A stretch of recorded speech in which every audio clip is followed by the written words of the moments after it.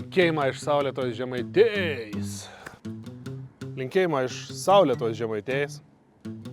Linkėjimą iš Saulėtos Žemaitės. Dažniausiai tie prasideda man filmuką, nes aniai dažniausiai būn aplei Žemaitėj arba iš Žemaitės. Bet šiandien aš norėčiau, žinokit, jums papasakoti ne aplei Žemaitėj. Daugiau šiandien pasidalinsiu apie save. Šiandien aš nekasiu, nestatysiu, nedarysiu. Taip, kad jeigu kažko norit daugiau sužinoti apie mane, pasilikti visi toliau, o tas, kas nenorit, galite jungti lauko. A išjungėt? Neišjungėt. O kas išjungi, tas išjungi, o kas jau likot, tai žinokit, kad šiandien sužinosit šionton apie mane, apie mano biškį praeitą gyvenimą, praeitą tokį etapą ir apie mano svajones. Kas čia atsitiek, kad dabar aš dabar sumislėjau ton video pasidaryti? Atsitiek šis tas, apie kon aš svajojau, nežinau, 10-15 metų. Ir ta svajonė mano, išsipildė, žinokit. Bet ta svajonė neišsipildė lengva. Ton svajonė reikėjo užsisvajoti. Ir aš svajodams dariau daug dalykų, aplink katrus visus iš eilės į papasakosiu. Kiek savi prisimenu, kuomet pabandžiau pavažiuoti su dviračiu, tikrai nemažas to dviračių važinėjos. Bet kuomet pakaštavojau dviračiaus su motoru, jau musė tuomet supratau, kad sergu tokį lygą, kad vadinas, nežinau, baikerizmas, motociklizmas ar dar kažkoks dalykas. Taip pat pirmasis mano motorinis reikalas buvo motorinis dviratis. Motorinis dviratis Ryga, katro nusipirkau ir daugiau vanon remontavau, nei sonau važiavau, nes tokį Rygą, tiek toks padarims. Arba turbūt žiauriai geram stovė, arba turbūt tiep suremontuota, kad viskas blizgėtų. Ta Ryga tikrai neblizgėta, jana buvo daugiau dažoma, remontuojama, stumdoma, nei sonau važiuojama. Ir po kiek čiesa aš sugebėjau susitaupyti mopėdų. O tas mopėdas buvo Stela. Ir ta Stela buvo nupirkta su išskleistu varikliu. Variklis buvo surinktas. Ir su ta Stela aš važiavau tikrą daug. Aišku, aš tuomet gyvenau pačiu geriausiu čiesu, kuomet nereikėjo nei šalmų, nei registracijų, nei technikinių, nei draudimų, nieką susitvarkėjo mopėdą, jeigu ant savo važiauni. Aišku, biškite pribijodavom tos policijais tuo metu, bet važiuodavom palei ežerą, Mačio ežeras tada nebuvo tvarkyts. Tai palei ežerą pirmyn atgal galėjo zojti su mopėdu, nieks tau niek nesakydavo ir puikiausiai galėjo važinėtis po visus telčius. Aišku, įbuvėn, kad važiavau į kitą pos miestą, linciuks nutrūka. Nu, jį parsistumė. Kas čia bėda? Jiem į parsistumė. Be linciukų dar lengviau stumti. 14-15 metų turant buvo tik vienas svarbus reikalas. Ir galvos skausmas. Iš kur gauti 2 lito? O tu turi 2 lito.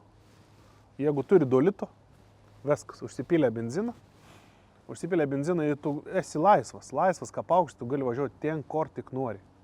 Įveina posi, ar reikėtų posi. Būdavo keimi draugą, katrų tėvą neišleisdavo iš keimi išėti, o aš išsivaręs iš sklepo Stelą galėdavo važiuoti ten, kur noriu. Ar į naują miestį, ar į seną miestį, kur tik noriu. Tai tikrai daug su tau mopėdu pravažinėjau vaikystėje. Ir dar vienas toks momentas būdavo, kad mes skleisdavo, dažydavo, konstruodavo, iš naujo perdažinėdavo, bet koks būdavo didelis džiaugsmas, jeigu dar į lempą šveisdavo tą mopėdu. Tai čia žiauriai geras pasiekimas. Paskiaus pradėjau žvalgytis ir rimtesnius motociklėtus. Nusekonis motociklėts, žinokit, buvau įžas. Ir viens ir kits, su Java, viens toks draugiškas žmogus davė pavažiuoti su Java, su liulka. Nu ir tas tik tą sustiprino, ton mano norą važiuoti su tas motociklas. Ir aš pasivažinėjusi su Veinu, su kitu to įžu, nusprendžiau, kad man reikia taupytis savo įžau. Susitaupiau tam įžau ir nusipirkau įžą kaip ir 56. Nors iš tikrųjų ten buvo toks detalių kratinys, be dokumentų tas įžas buvo. Ir nuvažiavęs į Veiną ir į kietą baikerių susitikimą, bikerių fiesta tuometinim vadinama, Triškius, Katravyka, ten kur javą sudegindavom ant laužų.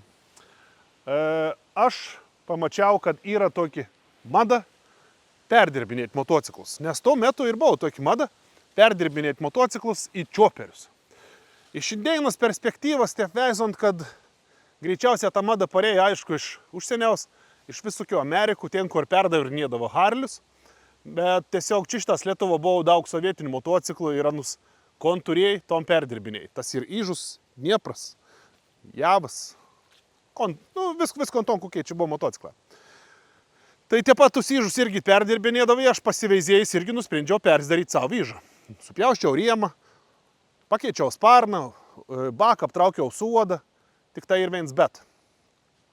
Perdarius to Ižą ant step niekur neišvažiavo. Šiaip ant buvo važiuojant motociklas, užsikordavo, bet aš neturėjau nei sąlygų, nei įgūdžių, nei įrankių ir nei žinių, kaip ton motociklą reikia perdarinėti iki galo. Tiepans ir lieka tokį projektą stadijoje, neperdaryta iki galo, daryta, bet nedadaryta. Ir supratau, kad aš su to Ižu niekur toliai nenuvažiausiu. Ir pavažiavau su broliaus Ižu. Ir tada aš jau nusprendžiau, kad aš jau galiu pro biškį pradėti taupytis rimtam motociklau, kad būtum jau ne Ižas, nei koks Dniepras, o kad būtum jau su užsieniniu pavadinimu. Taip atsirado toks vasaros reikalas, kad aš statybos dirbnams taupiaus motociklau, visas algas dėjau į krūvą, nes pas mamas gyvenau, be pigų dėti algas į krūvą. Vis vasarą uždirbta tokį ton fondą, sudėjus, man rudenį pavyko nupirkti motociklą. Ir dėl ko sakau pavyko jau motociklą, dėl to, kad aš jau nupirkau, iš draugo perpirkau Honda. Honda CB400, buvo jau tikras motociklas, čioperis, atrodo Honda taip. Ir su ta Honda aš tikrai galėjau pavažiuoti. Galėjau pavažiuoti, nors dar neturėjau motociklo teisių. Netgi buvo toks kuriozas, kad teisės važiavau laikytis su Honda, atvažiuoju prie vairavimo mokyklas, pasitau Honda, pakavoju šalmą, kad instruktorius nepyktom ir einu mokytis tada jau tų pamokų, kad laikyti teisės. Ir taip ir atsitiek, kad išsilaikiau motociklo teisę, paskiau mašinas. Jau tad galėjau legaliai su Honda važiuoti, taip ką priklauso. Žinokit, buvau tuomet jau kažkas tokį. Kaip jau ton nusipirkau, jau buvo kažkas tokį. Bet ta Honda irgi turėjo problemų. Pranos karburatorius bėgdavo benzins, sustodavo sankryžo ir pradėdavo bėgti benzins. Jeigu važiuoju, viskas gera. Gali prisokti kranioką, atsokti, užsokti. Tai visokių tų tvarkymų buvo, bet tai karburatoriai leisdavo tom benziną ir ko daryti su motociklu, katras yra, nelabai iki gal pataisoms. Kaip ir visi, parduoti. Parduoti, gal tas žmogus kažkas nusipirks, susitvarkys pats. Ir pardaviau aš ton Honda. Honda pardavus, dasitaupius, pavyko nupirkti Yamaha. Yamaha FJ1200. Yamaha tokia iš Prancūzijos parvaryta. Žiauriai bijojau pirkti, nes nuo 400 šokti ant 1200, čia ne dvigubą, bet trigubą daugiau. Bet po įtikinimą, patikinimą, kad kiek suksi ronkina, kiek turės protą, taip ir važiuosi, aš nusipirkau ton Yamaha. To Yamaha kali variklis, iš tikrųjų ten grandinis tempės buvo užstrėgis, tai labai nerėdėl bėda, kad rongaliai paremontuoti ir ta Yamaha neturėjo ves priekiaus, lempas ir ves priekiaus. Tai visą priekį, tą Yamaha aš gaminaus pats, taip kaip sugebėjau, jau buvau šiek tiek sąlygų. Iš dratų buvo suvirintas toks priekis, ale išlankstyts, turėjau lempą, turėjau posūkis ir susikonstravau priekį Yamahas. Kad atvažiavau su to Yamaha į bikerių šventį, toks tikras sens bikeris Šulcas sakė, opa, kas čia dabar? Nesuprato. Kaip mokėjau, tie pasidariau ir važiavau. Visai gera buvo. Su ta Yamaha aš pravažiavau tikrą daug. Yamahas bėda buvo toj, kad kažkas buvo, man rodos, suvoštau gumelėje, makažink kautinas ir dūmydavo. Biški tepalą ėsdavo ir biški dūmydavo. Tai iš galo kas važiuodavo, sakydavo, o kaip dūmiai, o kaip dūmiai. Tai nereik važiuoti iš galo, gali važiuoti iš priekiaus. Ir aš važiavau iki pat veino tokį atsitikimą, kur mašina biški greičiau sustoji nei aš. Ir aš biški ton mašiną į galą taip ir atsirėmiau. Atsirėmus į galą, man pačiam niek neatsitieko, tik tas motociklą tas priekis sulūžo. Tada aš tom priekį perdariau į kitokį, padariau kvadratinį, motociklą perdažiau, tada jau tokį pilkesnį buvau Yamaha ir dar tikrą nemažą važinėjau su ta Yamaha.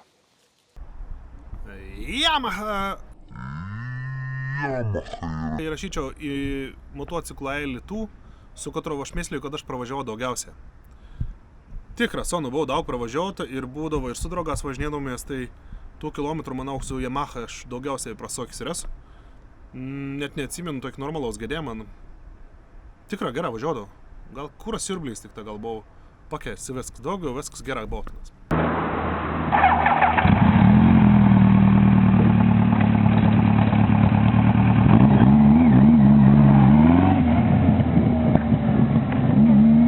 На хорн, да. А что, нам тебе писал? Да.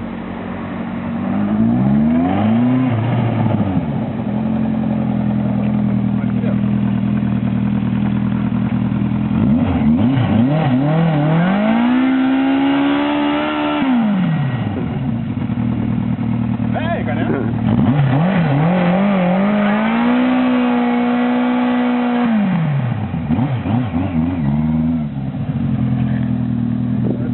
Konkrečiai gauna, ne?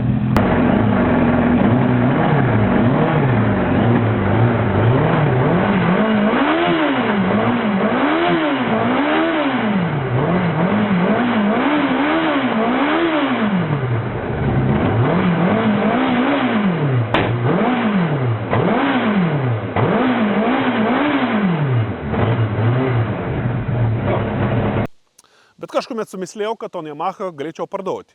Gavau pasiūlymą iškeisti. Išmainėm su mažai kiškiu ton Yamaha į Honda NX400, Mustaza 600. Dominatorius. Dominatorius patikslins, ką keiktų kubikų. Ir Dominatorius jau enduro klasį. Labai puikiai važiavo, prisankryžas atleidus gazą išveitas, biški sankabą atleidus daugiau, iš karto priekis keldavos. Ant veinėt stodavos tas motociklas tai pat ir aš su to Dominatoriu sumislėjau apvažiuoti Latvijos pajūrį. Sumislėjau, kad šovinys, čia aš suprask, važiavau į Kolką.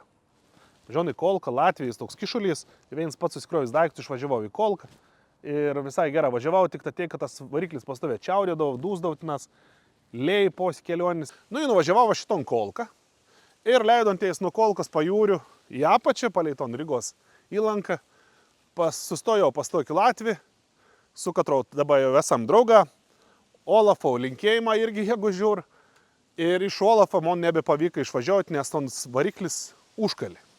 Užkali tas variklis nebeužsivedė ir Honda grįžo priekabo. Grįžo priekabo, buvo nupirktas kits variklis ir iš 2 variklių meistras surinka į Veiną. Surinka į Veiną ir ta Honda tikrai važiavo dar.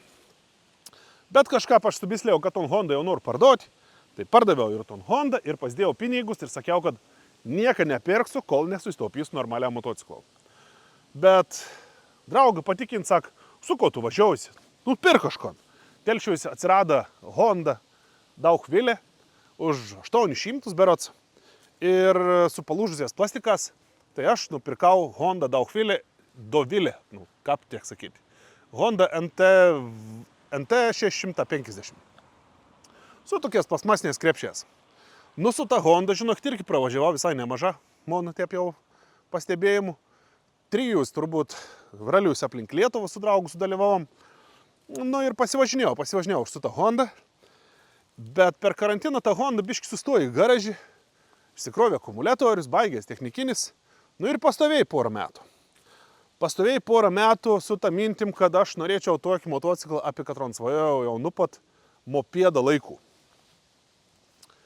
Ir galit mislyti, kad šitas aš dabar ton video darau, nes man jau atėjo vidurio amžiaus krizė. Taip galit jūs pamislyti. Bet apie tokį motociklą aš svajojau jau žiaurę seną. Pat mažumė svajojau, kuomet nuvažiuodavom į kokius nors tas bikerių susitikimus arba bikerių fiestas, pamatydavo čioperį ir sakydavo, kad aš noriu čioperiaus. Bet čioperis čioperiau nelygų, svarbiausia buvo mintis, kad noras turėti Harley Davidson. Legendinį markį, legendinį motociklą, aplink katron sklanda begalis visokiausių mitų, visokių nuomonių, vienenų smyl, kitenų nekent. bet Harlis į Harlis. Kietą tokį motociklą tikrai nėra. Ir aš taip jau kaip ir susikoncentravau ties tą savo svajonį, su tą svajonį pradėjau susigyventi ir pradėjau myslyti, kad aš kažko turiu daryti, norint tos svajonės pasiekti. Tai pirmas, ko aš pradėjau daryti? Atsidariau visišką atskirą sąskaitą, kredito unijo Germanto lobis ir tiem pradėjau taupyti. Pasidariau motociklo fondą. Pradėjau taupyti iš visokiausių veiklų. Nu, pavyzdžiui, jeigu jūs esat pirkę kuomet nors skrabėlį žmonės, nu, tokį medinį taupyklį, kokį aš gaminau, kartą zabadą padarau, ar kokį nors suvenyrą, tai žinokit, jūs jau prisidėjot prie svajonės įgyvendinimo. Jeigu jūs kažkuomet užsisakėt pas manęs ekskursiją, jūs, žinokit, prisidėjot prie mano svajonės įgyvendinimo. Jeigu jūs kuomet nors užsisakėt žalvarę edukacijai, katron aš esu tikra vedis neveina, ypač daug ir plungis skautam, ir telčių skautam, tai jūs jau esat prisidėjami prie mano svajonės ir dėkui jums. Jeigu jūs kuomet nors užsisakėt kažkokį veiklą, projektinį veiklą su manim, darėm bendrą projektą, tai jūs irgi esat prisidėjami prie mano svajonės išsipildymą. Aš nusistačiau savo, kad jeigu aš gaunu pinigus už kažkokį tai veiklą, dalis tų pinigų keliauna iš karto į motociklo fondą. Ir nežinau, ar jūs esat kuomet nors taupę taip, ką aš taupiau. Motociklo fondas yra visiškai neliečiams.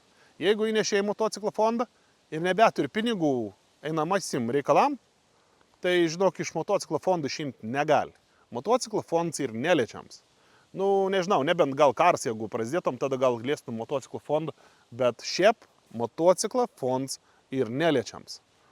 Toks fiksavėms.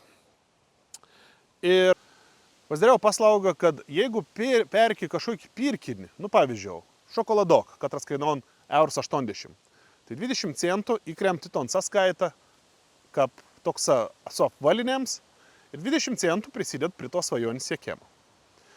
Taip aš taupiau tikrą neveinus metus, čia ta svajonė yra daugiau kaip 10 metų ir man visai geras sekės.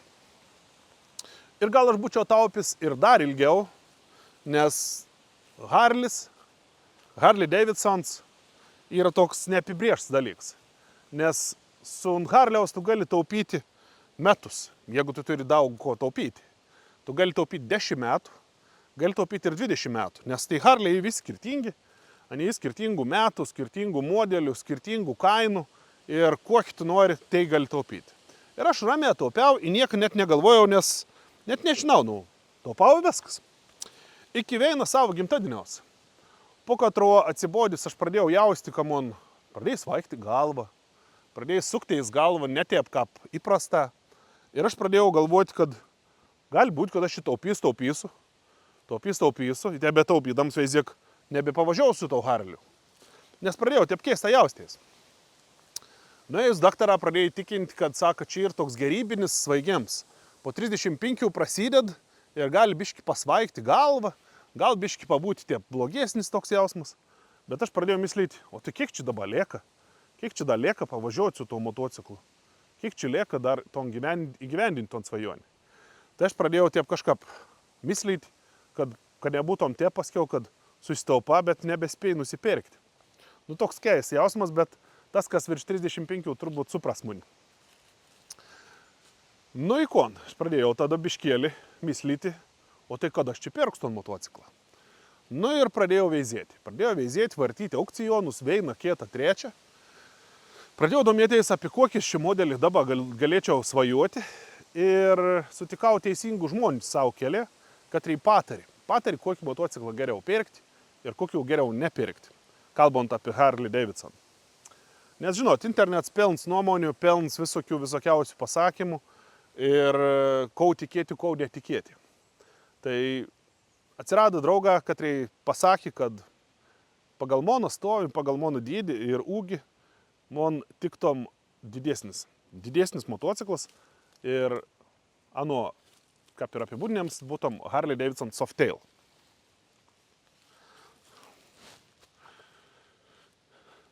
Softailų yra visokiausių. Bet aš radau aukcionį Softailą, katras buvo Softail Slim, reiškia pažemins toksą, ir kad rasmonakė atrodė tikras klasikinis Harlis. Nes man tikrai nepatieka ir nepatinka. Tai tokie Harlė, kur, nu žinot, kur su tokiam plastikas apdėti, su tokiais kebabinėm ant galų. Tai aš norėjau toj klasikinį, tikrą Harlį. Nu į ko jūs mėsleit? Nebūtum šito filmoką, jeigu nebūtum kažkas įvykę. Tai aukcijonį pavyko nupirkti būtent ton Harlį. Harley Davidson Softail Slim, FLS. Ir tas Harlis pradėjo savo kelionį. Pradėjo savo kelionį iš Teksasą į Houstoną, kur buvo pakrauts į laivą ir plaukė per Atlanto vandenyną į Vokietiją. Gavau sekimo numerį ir aš ton motociklą teik laiką siekiau, kiek uns plaukė. Bet programėlė pradėjo mėsti tokį įspėjimą, kad saka, tu biški per daug čia jau sieki, tu per daug prisijungi ir žinok tavo apribosėm prisijungiam, jeigu tu teik dažna prisijunginėsi. Nežinau, ar esat laukiant teik dalykų, kiek aš laukiau to motociklą, bet nu pat kovo mėnesiaus aš laukiau ano iki birželiaus. Ir laukdams aš nesukau, nesidalinau tą žinią, kad pas monis parplaukiau Harlis iš Amerikos. Dėl ko nesidalinau? Dėl to, kad aš turiu tokį nusistatymą, kad jeigu pasidalini kažkokią idėją arba žinią, apie katron tu svajoji ir galvoji, kada išsipildys, jeigu tu pasidalini, kokia 80% šansas bus prapaulis. Tai aš niekam nesakiau to ir nieks apie to tikrą nežinoj, net mam nežinoj, kad aš dabar perku jau Harlį. Nieks nežinoj, iš tikrųjų, nu nebent buvau susijęs žmogus su tau, nu pavyzdžiui, ką pasitarti aplink Harlį, nesako ant žodžiaus Harlis. Nu tai jau tokie artimiausi draugai žinoj, bet labai nedaug, 3-4 žmonės. Nu į tas Harlis plaukė ir atplaukė į Vokietiją. Šiep-tiep, nu kaip šiep-tiep, viskas ten buvo gera. Tiesiog aš taip jau bijojau, kad arba laivas gali nuskėsti, ar konteineris gali iškrėsti. Bet viskas buvo gera ir atplaukė į miestą Vokietijo Bremerhaven, liktai berods taip vadinas. Aš tai miestį netgi esu buvęs prieš porą metų, kada mes su jaunimu, su projektu nuvažiavom, mums nuvežė ton miestą, ten kaip Klaipėda, Lietuva. Uostamiestis toksai. Ir tam Bremerhaven perkrovė, iš vieno laivo perkrovė į kietą konteinerį, ir tada jau per Vokietiją perplaukus laivas atplaukė Baltijos jūrą ir Klaipėdo buvo tas konteineris iškrauts. Iškrovė konteinerį, iškrovė ton motociklą ir taip atsitiko, kad aš turėjau galimybę nuvažiuoti pasiimti ton motociklą ir parvežti į Telšius. Čia atkeli vaizdelė iš to uostą ir iš pirmo į to pasimatymų su to Harliu.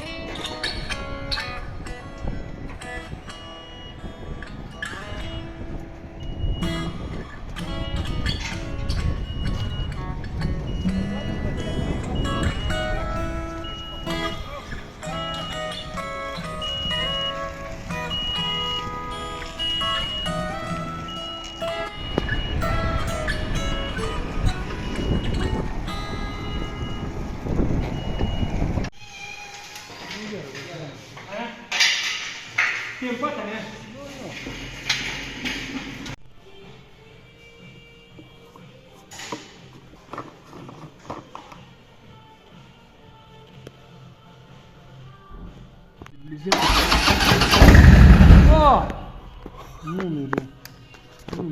Nebeturiu. Ton laikau, tai...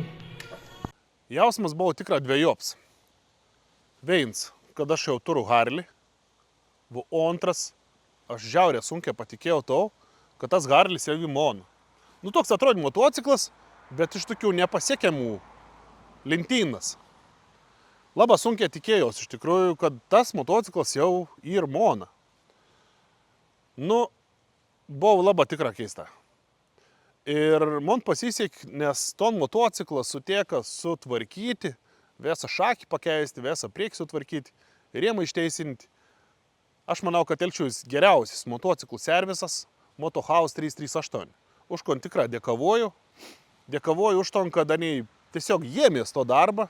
Aišku, ten daro dar ne tokius darbus. Sutvarka visišką motociklus iki 100%. Man reikėjo tik tas padaryti taip, kad techniškai būtų tvarkingas. Aš įbrėžimų ten tokių smulkių net netvarkiau, nes aniai tikrai netrokda kol kas bent jau. Bet vyra ten dirba iš tikrųjų išmano savo darbą ir padarė taip, ką reikėjo. Kol tvarkė to motociklą, nuo žiauriai sunkiai susigyvenau su tą mintim. Nežinau, gal dėl to, kad aš tiek laukiau ilgą, tiek svajojau, tiek daug dalykų ir vilčių dėjau ir žiauriai buvo sunkiai susigyventi su tą mintim, kad tas Harlis jau ir mano. Ir ton motociklą aš jau šiandien turiu, pilna važiuojant, jau ne pirmas mėnau, kada sonau galiu važiuoti ir vis pavažiuoju. Tai dėl to gal ir filmuoju šiandien jums tokį pristatymą, nes aš įgyvendinau vieną iš savo gyvenimo svajonių, aš turiu Harlį. Norit, ką parodyčiau? Norit, ką parodyčiau? Taigi čia nesunkia parodyti. Taigi šitą ir, va. Nu, šitą ir.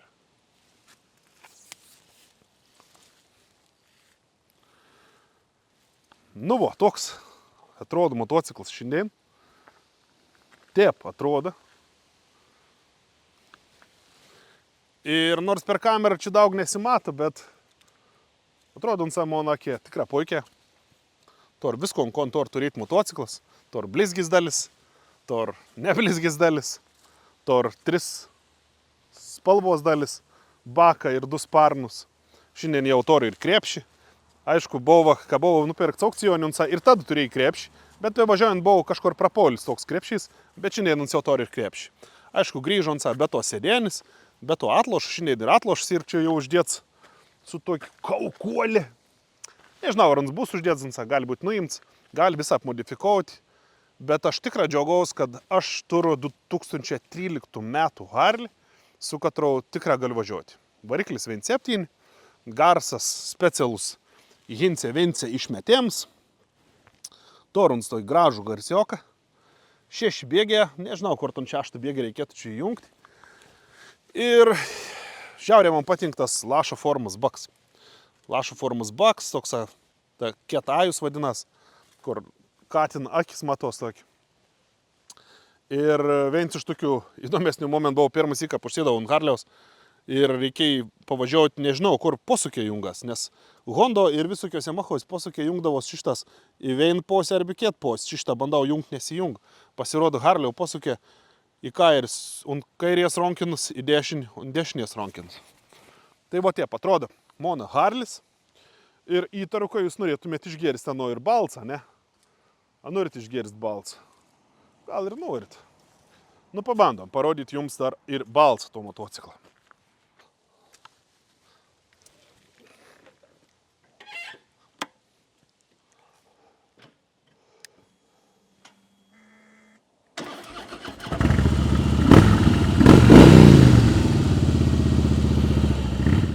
Bet nežinau, ar čia ir taip Žemaitijo, ar ir Lietuvo, kad nėra labai populiaru iš tikrųjų dėkoti žmonėm, kad jie prisideda prie tavo svajonės. Tai aš sumislėjau padaryti tokį mažą akcijėlį. 6 žmonėm, kad jie prisidėjo prie mano svajonės įgyvendinimą tiesiogiai, aš pasakiau dėkau, užsakydams specialios daunas ir nuveždams ton dauną tenim teisę į rankas. Įteikiau teisę dauną žmonėm, kad jie prisidėjo prie svajonės. Tai pirmiausia, pasakiau dėkau savo mamą, nes be mamos ta svajonė nebūtų buvus išpildyta, kaip ir tos kietas mažesnis svajonės, nuo pat mopėda iki pat tikro motociklo. Dėkojau draugau, katras irgi žinojai ir sieki kartu su manim tom kelionį ir aš vis dalinaus, tai draugau Andriau. Ir pat didžiausiai padėk iš tikrųjų žmogau, katras padėjai susitvarkyti viskon. Osvaldo.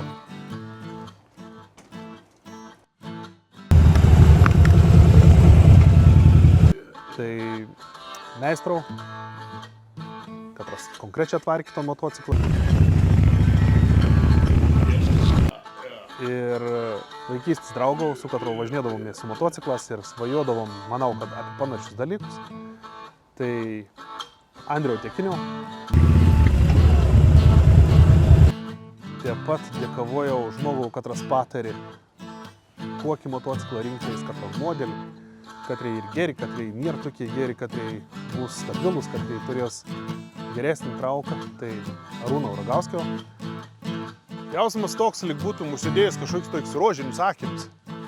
Toks mata pasaulį, kaip ir tokį pat, bet biški daugiau spalvų. Biški daugiau raudonos spalvos yra pasauliaus. Ir tas jausmas į toks, nebereikal aš mėsliui tas jausmas toks ir. Nes kada tu sieki svajonis, tikslinga ties to dirbi, tai gali ir padirbti, žinokite. Dirbi. Tai pats savi iš tikrųjų sveikinu su ta svajonį. Ir kas bus toliau? Aš iš tikrųjų nežinau. Galbūt kažkur važiuosiu. Greičiausiai, ką važiuosiu. Nes esu taip, nežinau, 110% toks įsitikinęs, kad užsėdi, pasuki, paspaudi ir užsiveda. Žiauriai geras jausmas. Garsas į puikus, mono ausė. Mums nėra nei per garsiai, nei per tylė. Mums ir idealiai toks, koks turi būti garsas motociklo.